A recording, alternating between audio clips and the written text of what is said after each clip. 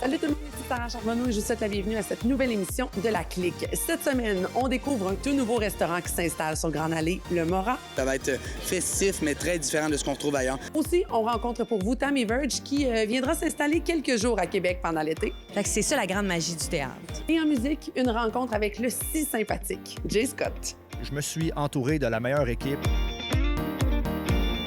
C'est un plaisir pour moi aujourd'hui de retrouver en plein cœur du centre-ville de Québec Jay Scott. Comment ça va d'abord? Hey, ça va super bien. J'adore Québec. Regarde ça. C'est pas incroyable. Mais là, il faut dire que tu adores Québec pour de vrai parce qu'on dit que qui prend femme prend pays. Puis tu es déménagé dans le coin il y a quelques mois. Ouais, exactement. Mais ça, toute la famille de ma blonde vient d'ici. Fait que c'était de se rapprocher de sa famille, de ses frères, de sa mère, de son père. Puis je suis bien content. C'est tellement le fun, ça.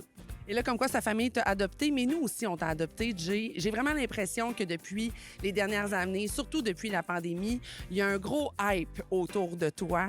Ça faisait quand même plusieurs années que tu essayais chez vous, dans ton ordi. Comment t'as vu d'abord ce game changer qui a été la chanson Copilote? Ouais, mais ça a été copilote, mais je pense aussi, ce qui a beaucoup fait pencher la balance, c'est que je suis quand même moi-même.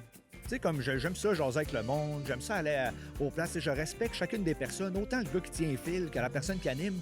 Fait que je pense que ça m'a aidé à me faire inviter à des places puis que les gens apprécient ma musique, mais aussi ma personnalité.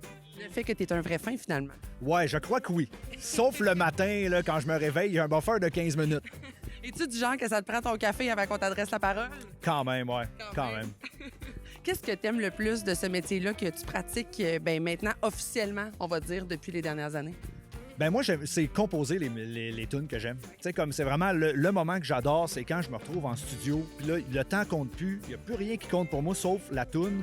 Puis il y a le...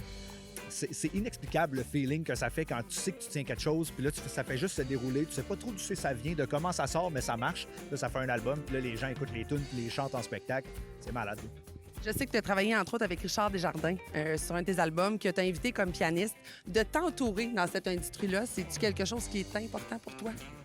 Oui, mais c'est aussi s'entourer, c'est important, mais de s'entourer des bonnes personnes aussi. T'sais, on entend tellement d'histoires de films, de monde qui se sont fait arnaquer au final, mais je pense que je me suis entouré de la meilleure équipe. Je suis avec 117 Records, 7e Ciel.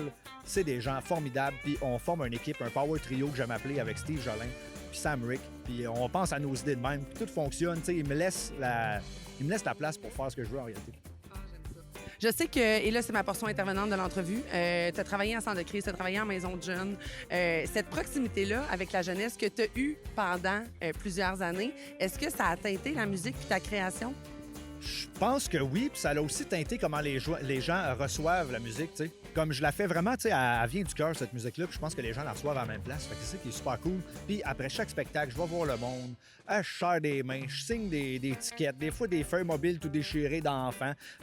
Ça me fait tellement plaisir de rencontrer le monde puis de voir aussi que les gens sont si diversifiés, ceux qui écoutent ma musique, qui l'écoutent en famille, c'est des ados, c'est du monde plus vieux, c'est des couples, c'est n'importe qui. En tout cas, il y a beaucoup de parties d'amis le vendredi soir où c'est qu'on écoute ta musique avec les parents et avec les enfants, puis tout le monde les a par cœur. C'est malade, c'est malade. Qu'est-ce que tu aimes le plus de ce métier-là? Ça a été mon rêve depuis que je suis jeune. T'sais, comme je m'enfermais dans la salle de bain avec le peigne à ma sœur, là, j'ouvrais les lumières, puis là, je lip-signais mes tunes de Coheed and Cambria dans la chambre. T'sais. Comme c'est mon rêve d'avoir réussi à le réaliser. C'est ça que, pour moi, c'est une gratitude incroyable. J'ai travaillé toute ma vie pour que ça se passe. Là, je récolte toutes les années que j'ai semées là-dedans. Fait que, ouais. Les Franco, qu'on ne peut mettre sous silence, t'as ouvert officiellement l'édition 2025. T'as explosé la place, littéralement. Je regardais les critiques dans les journaux. J'écoutais les entrevues, les commentaires. Tout le monde a dit que t'as pété la galerie, littéralement. Ce show-là, pour toi, comment tu l'as reçu d'abord et comment tu l'as vécu? C'est stressant quand même. Tu sais, comme je mentirais de dire que ça me stressait pas. Surtout, tu sais, toute la journée avant, j'avais des entrevues et tout. Fait que là, tu sais, t'es là, tu jases avec le monde, mais là, t'as le show en tête. Mais t'es ailleurs. Là. Exact. Là, t'es ailleurs. Puis, je vais m'en rappeler toute ma vie. Je suis sur le côté du stage. Là, il dit Jay Scott, j'arrive. Puis, je me dis, je vois même pas comme le monde. Tellement qu'il y a du monde, j'arrive même pas à percevoir le monde dans le. C'était complètement fou. Puis, tu sais, ça passe de même. 1h30, c'est si vite passé, mais c'était sur ma bucket list de trucs à faire dans la vie. Je l'ai fait, ça a fait un succès. Les gens y ont trippé, le monde chantait. Il y avait 35-40 000 personnes qui chantaient mot pour mot les paroles des tunes. C'est malade. Formule Band aussi, tu t'es accompagné de Sarah Dufour à la Claire Ensemble, Soulja aussi qui était là. C'était-tu important pour toi, justement, d'amener ta gang puis le monde avec qui tu avais envie de chanter, tout simplement? Ben 100 Puis tu sais, mettons, moi, à La Claire Ensemble, c'est un groupe qui m'a tellement inspiré quand j'étais plus jeune. Fait que là, de comme les inviter sur scène, puis là, pendant 5 minutes, moi, je suis dans La Claire, tu sais. Le band qui m'a fait découvrir plein de styles. Sinon, tu sais, Fouki était là. Sarah Dufour, c'est un humain que j'adore. J'étais comme, faut absolument, Sarah, que tu viennes faire des tunes avec moi. Puis tout le monde était game, tout le monde est venu, puis ça a créé comme un beau party de famille. Puis c'est tous des gens que je respecte et qui m'ont inspiré. Ton dernier album est paru en 2024, si je ne m'abuse. De quoi tu es le plus fier de cet album-là? Tu sais, il y a beaucoup de monde qui me disait « Ah, tu sais, t'as un énorme succès avec le premier, ça se peut que ça se passe pas au deuxième. » Et finalement, ben j'ai eu du succès pareil. Fait que... Non, mais tu sais, les chansons, ils ont streamé. Tu sais, la 3/4 des tunes, ils ont 1 million de streams déjà sur Spotify. Comme les gens les connaissent par cœur. Je crains que juste un accord, le monde chante. Fait que, ouais, je suis content. Pour le deuxième album, il était stressant, celui-là. Les gens l'attendaient. Finalement, ils l'ont bien accueilli. Est-ce que tu te sens sur ton X, Jay? Ouais, puis j'espère l'être pour encore longtemps. Je te le souhaite définitivement. Je te souhaite une bonne tournée de festival cet été. Festibière, entre autres, mais après ça, ça se continue. On va se retrouver à Saint-Roch XP aussi en septembre. Je te souhaite juste du gros fun là-dedans. Puis continue d'être toi, parce que pour de vrai, c'est vraiment un vrai fin. Merci beaucoup, puis merci aux gens qui me suivent. Continuez d'écouter ma musique. Peace out! Au retour de la pause de Soyez là, on rencontre pour vous Tammy Verge pour la pièce Appelez-moi Stéphane.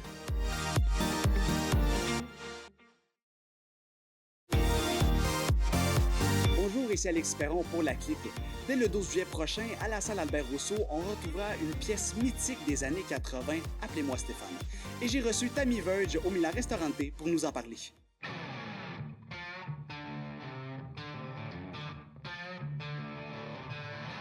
Je me retrouve présentement en compagnie de Tammy Verge. Bonjour Tammy. Salut, Alexis!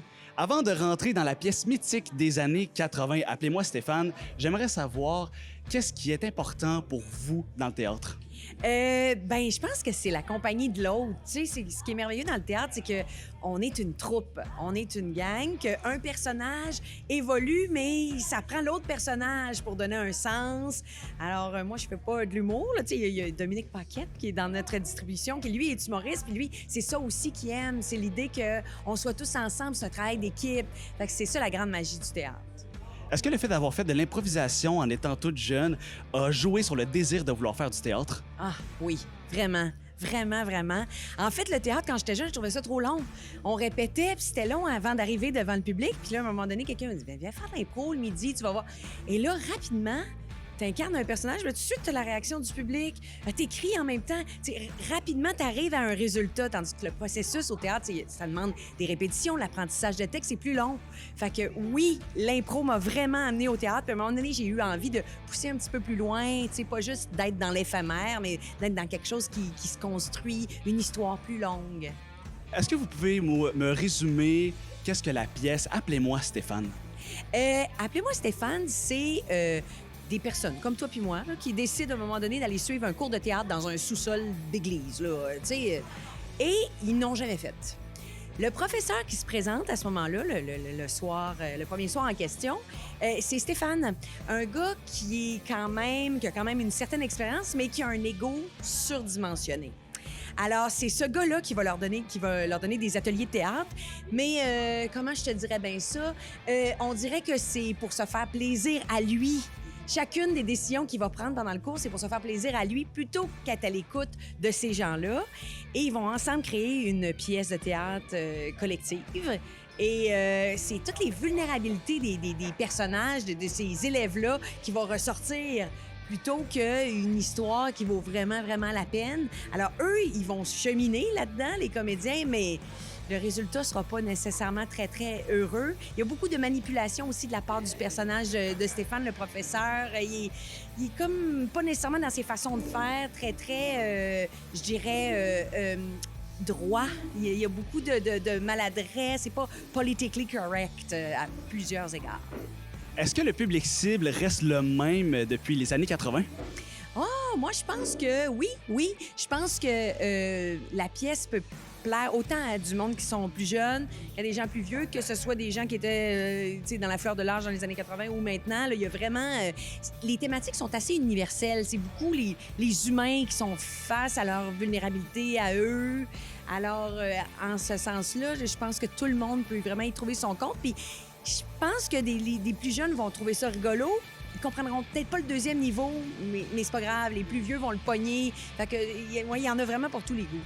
Est-ce qu'en 40 ans, le scénario a dû changer pour s'adapter à la culture d'aujourd'hui? Ouais, il y avait beaucoup de références politiques. Tu sais, alors, on n'est plus à la même place.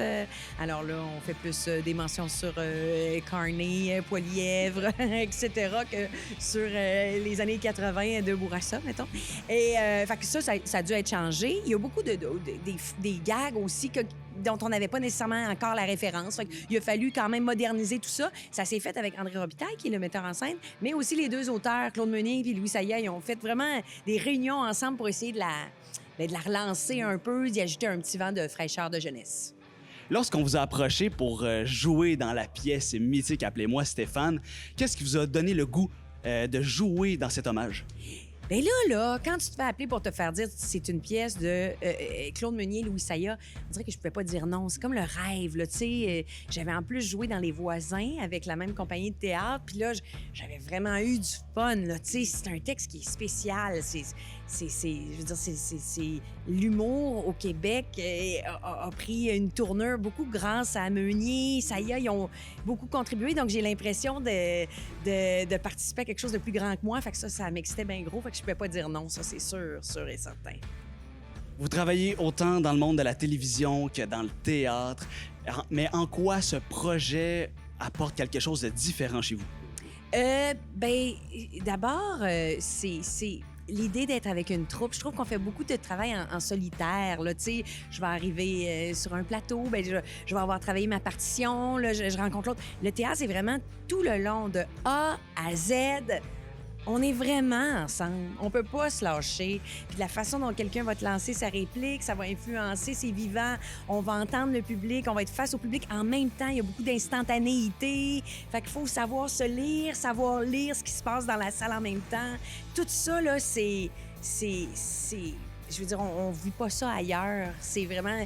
Même en impro, je peux peut-être vivre ça, mais tu sais, en impro, il y a plein d'imprévus. On écrit le texte à mesure. Là, on l'a vraiment travaillé tous ensemble. Tu sais, c'est vraiment quelque chose d'exceptionnel. On dirait que c'est donné de prendre le temps de faire quelque chose alors qu'on est beaucoup dans une ère de rapidité. Là, ça fait vraiment du bien. Pourquoi, selon vous, est-ce important de ramener sur scène des pièces mythiques qui ont marqué les esprits comme Appelez-moi Stéphane dans les années 80? Ouais, pourquoi, hein? Bien, moi, je pense que c'est parce qu'il y en a plein de gens qui la connaissent pas, qui connaissent pas ces pièces-là.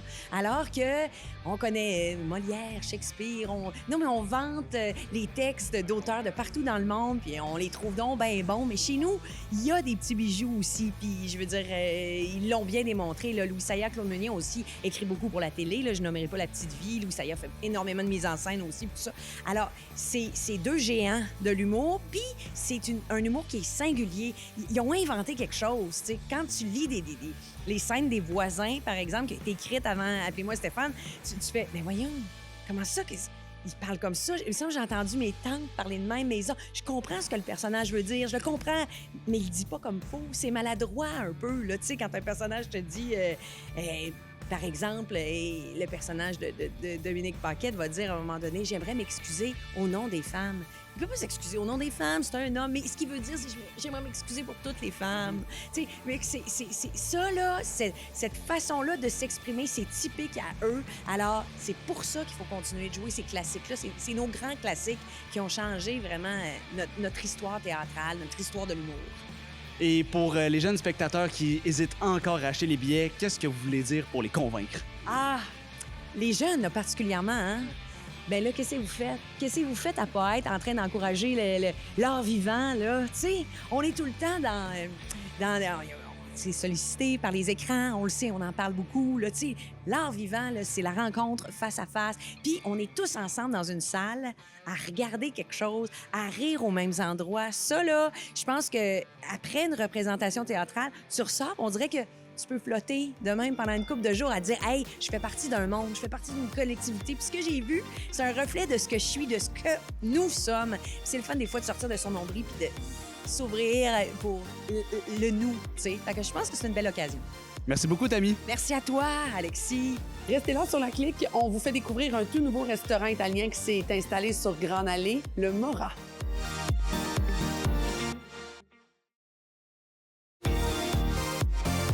Après des mois et même des années de travail, c'est enfin ce soir qu'on célèbre l'ouverture officielle du Mora sur la Grande Allée. Restaurant, bien sûr, de Fabio Monti, qu'on connaît pour l'atelier, le Ophélia, le Va Bene.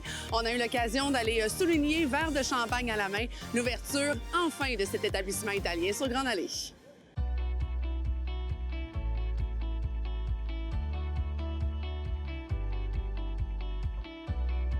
C'est un plaisir pour moi, enfin, d'assister à l'ouverture officielle du Mora sur la Grande Allée. Et pour ce faire, on retrouve le grand Manitou derrière le projet, Fabio Monti. 2 fois plutôt qu'une en 2 semaines. J'adore ça. Et là, c'est pour une méchante belle raison. Le Mora, comment tu te sens d'abord? Je me sens très, très bien. Je me sens joyeux, heureux. Enfin, on peut présenter ce nouveau projet, ce projet sur lequel on travaille depuis tellement longtemps, qui nous a demandé tellement d'efforts, tellement d'énergie à toute l'équipe de Groupe Maestro. On est enfin prêt à le présenter à tout le monde. On est vraiment content. Moi, je vais t'avouer, je me suis revue monter ces escaliers-là. À l'époque, je devais sortir du DAG ou du Maurice, où l'emblématique McDonald's de la rue de la Grande Allée était de reprendre, après avoir repris quand même les rênes du Ashton, de reprendre le McDo. Est-ce que tu essaies d'éliminer les fast-foods de la Grande Allée ou c'est des bâtiments que tu as à cœur? C'est un hasard. Non, c'est vraiment que les bâtisses sont exceptionnelles. Les bâtisses sont bien positionnées, sont de qualité. Ça faisait 10 ans quand même que le McDo était fermé. Ça faisait 10 ans qu'on regardait cette bâtisse-là, qu'on voulait l'acheter. Finalement, on est allé vers la bâtisse de Ashton justement pour ouvrir l'Ophélia. Mais non, on garde quand même des clins d'œil par contre. Hein? Donc, on a notre menu pour enfants qui a un petit clin d'œil au Joyeux Festin. On a un trio Grand M sur le menu aussi pour faire une petite touche. Donc, on essaie de garder des petites touches comme ça, humoristiques à l'ancien McDonald's qui était ici. Faut dire que ce projet-là aurait pu avoir 1000 couleurs, 1000 saveurs. Pourquoi avoir pris l'orientation finalement d'un restaurant italien tel qu'on connaît ta famille et nécessairement tes goûts, mais que finalement tu te sois vraiment embarqué en ligne dans cette aventure-là? Bien, premièrement, c'est un projet qu'on avait sur la rue normalement. Juste avant la pandémie, on était supposé ouvrir un restaurant qui s'appelle le Cozy. Je pense qu'on avait déjà parlé avant dans une autre entrevue il y a plusieurs années. Donc en 2020, normalement, on travaillait là-dessus. Donc on avait déjà l'idée en tête. Puis on savait que si un local allait se libérer à nouveau sur Grande Allée et qu'il n'y avait pas encore de nouveaux restaurants italiens qui soient ouverts en fait sur la rue, on allait refaire le projet, mais en le modifiant un peu. Donc, il n'y en a pas sur la rue. Je trouve que le local était exceptionnel pour ça. Puis on avait une bonne idée. On voulait travailler les pâtes fraîches, faites sur place, maison. On a fait venir un chef italien pour apprendre à notre chef, en fait, un chef consultant spécialisé dans les pâtes fraîches, pâtes à pizza, focaccia. Donc, il est venu ici travailler toutes les pâtes. On les fait sur place aussi, vitrées. C'est souvent écrit pâtes faites maison, mais... Et là, c'est des vraies pâtes maison. Là, c'est vrai. Donc, c'est un concept aussi unique. Prosecco aussi, les bulles, c'est quelque chose que je voulais faire dans le temps qu'on a ouvert l'Ophélia. La champagnerie avait ouvert en même temps, puis moi, j'aime pas ça copier, donc je l'avais pas fait. Là, la voie était libre aussi pour les bulles, donc Prosecco, pasta, Mora, tout était là pour construire ce nouveau projet. Et là, je me suis surprise à boire des bulles du nom de Mora. Un autre projet par en arrière avec tout ça? Non, mais dans tous nos restaurants, on a... À l'atelier, on a une absinthe, on a une vodka atelier, on a aussi un blanc, un rouge. À l'Ophélia, on a aussi des bulles. Au Va Bene, on a un Pinot Grigio. Donc, dans chacun de nos restaurants, on essaie d'avoir au lieu d'avoir la cuvée maison, mais qui est un peu un vin maison, vin midi, là, nous, on est sur un beau produit de qualité fait spécialement pour nous avec l'étiquette. C'est un produit qui est fait pour être sabré en plus parce qu'au Mora, c'est festif. Définitivement, on est très loin du vin blanc maison, je vous rassure.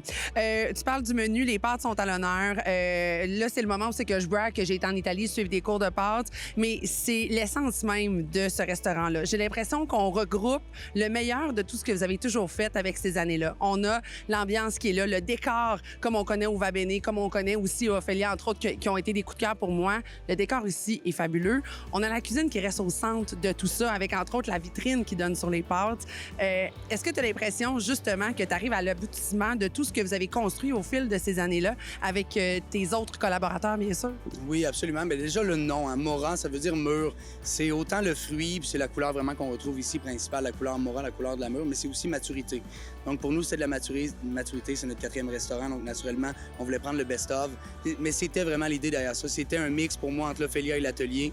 Naturellement avec une touche un peu du Va Bene. Donc, l'ambiance qu'on retrouve à l'atelier, le confort, la qualité de la nourriture qu'on trouve à l'Ophélia, puis la petite twist côté italien, naturellement, qu'on a au Va Bene. Donc, on met tout ça ensemble. Ça va être des soirées très festives. C'est un menu qui ferme tard. La cuisine ferme à 1h du matin. À tous les soirs, 7 soirs semaine. On a aussi une acrobate, un DJ tous les vendredis et samedis soirs. Donc, ça va être festif, mais très différent de ce qu'on retrouve ailleurs. Ça va être un spectacle en fin de soirée.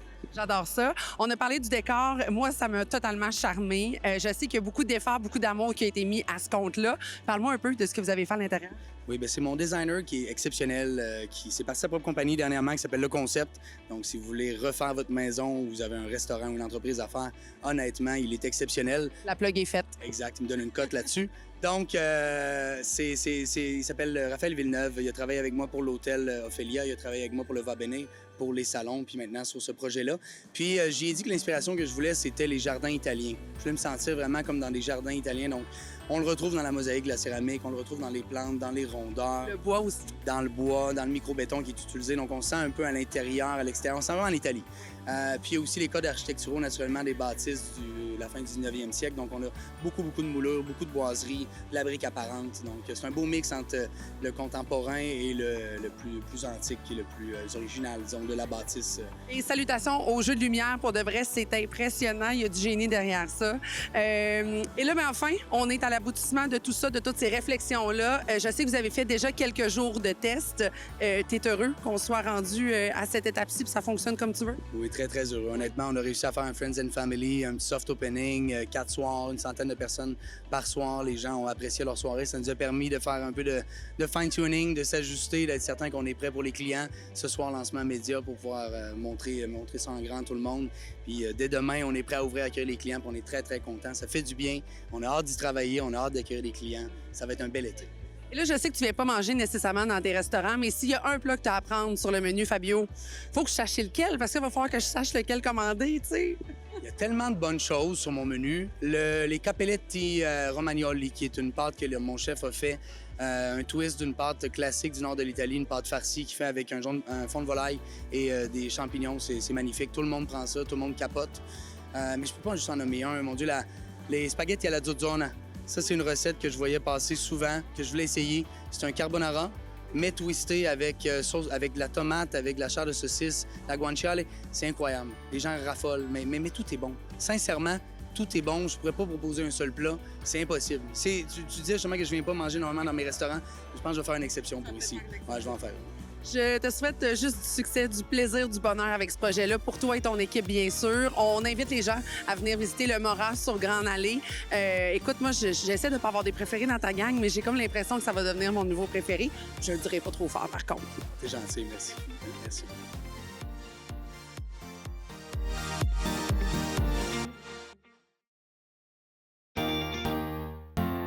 Alors voilà, c'est ainsi que ça se conclut pour cette semaine. J'espère bien sûr que vous avez apprécié nos différentes rencontres. Pour revoir nos précédentes émissions de La Clique, c'est sur le télémag.tv que ça se passe ou encore sur le laclique.com. Quant à moi, je vous retrouve la semaine prochaine. Bye tout le monde.